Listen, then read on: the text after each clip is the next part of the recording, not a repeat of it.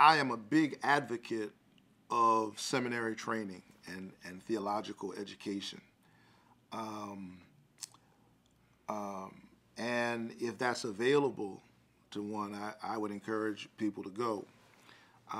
But I say that in a way that is tempered by my own experience as a preacher in the black church. Even in 2009, most black preachers train in a kind of apprenticeship model. Many of them are in places where they don't have the benefit of formal seminary training.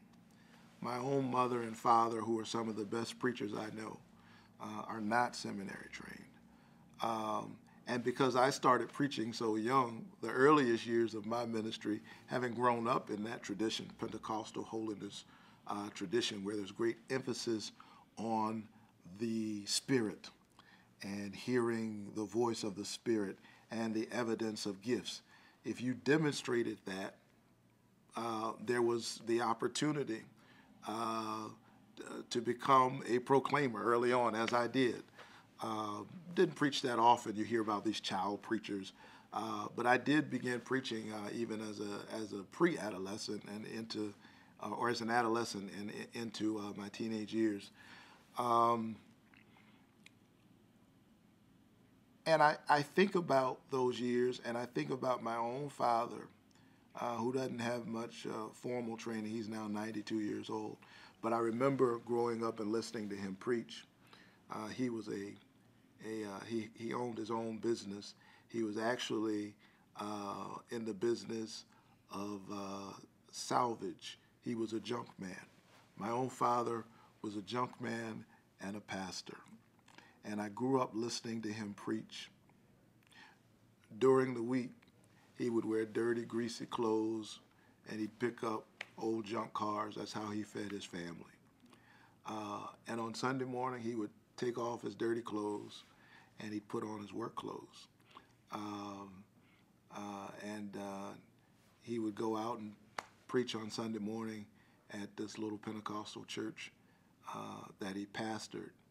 And I actually like to think that there was a kind of synergy between the blue-collar workman and Monday through Friday and the preacher man on Sunday. During the week, he spent his time putting together and collecting old stuff that other people had thrown away and had decided was worthless. On Sunday morning, he preached to people whom the world had thrown away and gave voice to a God who is a kind of junk man who goes around picking us up when the world has thrown us away, when we find ourselves on a garbage heap of life. There was a kind of folk eloquence that came through my father's voice because he was grounded in the grime and the dirt and the earthiness of that whole experience. And it was all balanced by a kind of study. I remember him putting on those glasses and going through. I knew what a concordance was early, very early in life, because he would have me, look up certain words, and he would read commentaries. I remember me reading Matthew Henry's commentary, which I struggle with now after a PhD from Union Seminary. It's pretty conservative, but I remember reading Matthew Henry's commentary as a kid because my father had it in his study. He was a student of the Word, even though he didn't have formal training. I think of C.L. Franklin, who is the father, the deceased father, of Aretha Franklin. C.L. Franklin is somebody I would think of as a kind of folk intellectual. He didn't have much formal training, but in the pulpit he was in his own way actually quite brilliant. And that's been a long tradition, particularly in the black church, going all the way back to the slave preacher.